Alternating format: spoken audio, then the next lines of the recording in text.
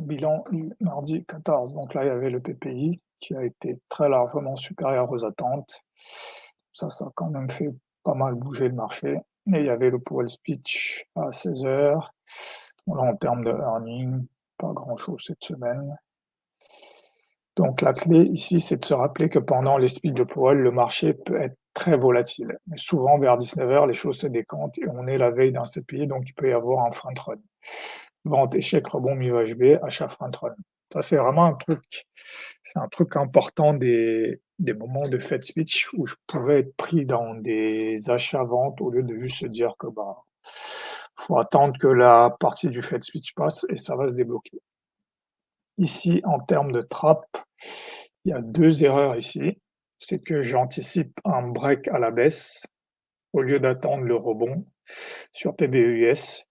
Et ici, j'identifie bien le CPI front run, round baisse hausse, mais pas d'activation sur ajout et sur side. Donc ça, c'est une erreur ici parce que c'est un signal que je connais bien. En plus, le CPI, c'est une fois par mois, donc c'est potentiellement un truc qui arrive une fois par mois. Donc pareil, une fois de plus, quand c'est loupé, il faut attendre un mois pour le revoir revenir, voire potentiellement plusieurs mois.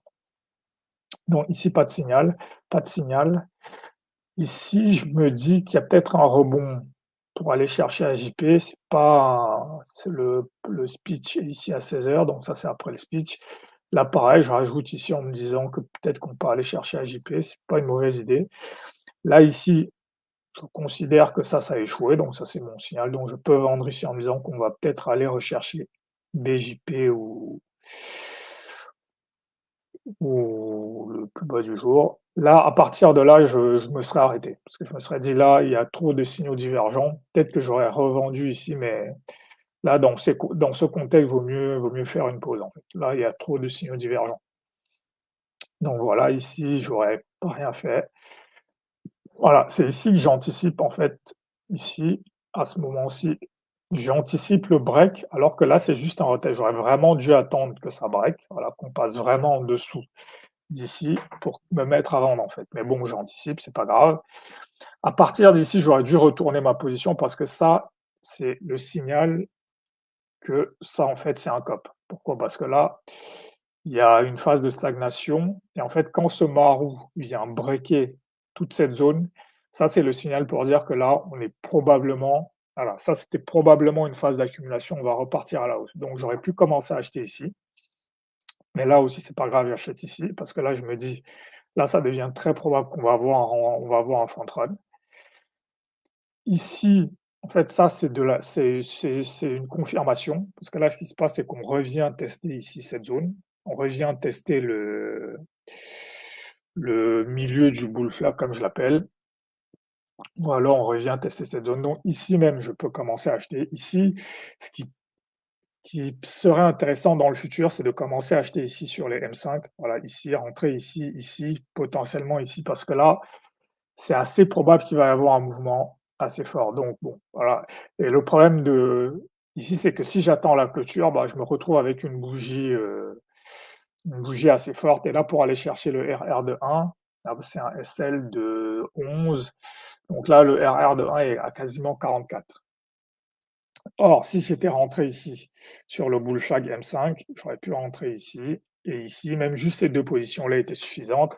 Après, même ce que je peux voir ici, c'est que là même, dans ce genre de conditions, même sur le M1, il y a des choses à faire. Après, je ne le fais pas encore, mais là même sur le M1, à partir d'ici de 20 heures, j'aurais pu prendre une dizaine de positions, même sur le M1. Non, et même à partir d'ici, voilà.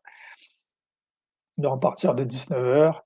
Donc c'est vraiment ici, ce moment-ci où le COP est validé, où là, il faut penser à descendre sur les unités de temps inférieures, surtout que là, les 3 indices sont convergents. Voilà, ici un rebond BJP, ici c'est un RB50.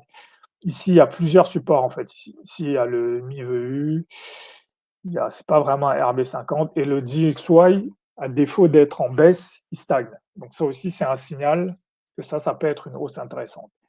Donc voilà, à partir de là, bah, il n'y a rien à faire, il faut juste acheter. Voilà, acheter. Donc là, même si j'étais rentré ici, voilà, j'aurais eu le RR de 1. J'aurais pu rajouter ici aussi à 20h15. Ici, j'aurais pu rajouter pour dire que je vais conserver à long terme. Et ici, voilà, il y avait un swing. Voilà, à partir d'ici, il y avait un swing. Donc ça, en fait, c'est pas une journée facile. Ça, c'est plutôt dans une journée, il peut y avoir un moment facile et pas toute la journée n'est pas facile, mais ce moment-ci est facile, en fait. Parce que ça, c'est vraiment, voilà, veille de CPI, hein, front run. C'est un truc qui arrive, assez souvent, mais pas régulièrement. Parce que le CPI, c'est une fois par mois, donc cette zone-ci, c'est vraiment, voilà, ça, c'est pareil, c'est des choses qu'il faut que je commence vraiment à très bien exploiter, en fait. Par exemple, ici, en descendant soit sur du M5, soit aussi en faisant de la gestion sous bougie, en fait, parce que ma stratégie, c'est de sortir sur le RR de 1 et de gérer le reste.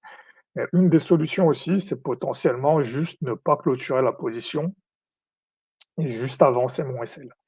Et après, pas pour l'instant, descendre peut-être même sur le M1 ou voilà, accumuler sur le M5. Donc voilà pour cette journée. Voilà, ce qui est très positif quand même, c'est que j'ai réussi à prendre 2 positions ici. Donc ça, c'est très bien. D'habitude, ce genre de truc, parfois, vu qu'il y a eu, voilà, ce qui était intéressant ici, c'est que comme je prenais des positions, je vendais, j'achetais, je prenais mes SL, j'ai pas eu de problème à reprendre, à me dire: «Voilà, je vais rentrer ici. Si ça s'inverse, je prends mon SL, voilà, mais je rentre quand même et si ça s'inverse, je prendrai mon SL et je repartirai à la vente, voilà. Et ici aussi, j'ai attendu parce que voilà, comme j'avais 2 positions à la vente, j'ai attendu quand même que mon SL saute avant de rentrer, mais en fait, à partir de ce signal, voilà, le le COP qui se forme, les inside bars et ensuite le marou, j'aurais pu clôturer et directement inverser ma position et j'aurais dû être aussi prêt ici à inverser parce que ça aurait pu être un rejet RH50 et puis la baisse aurait continué et là, j'aurais dû me remettre à vendre avec pour, idée qu'on allait revenir chercher cette zone-là.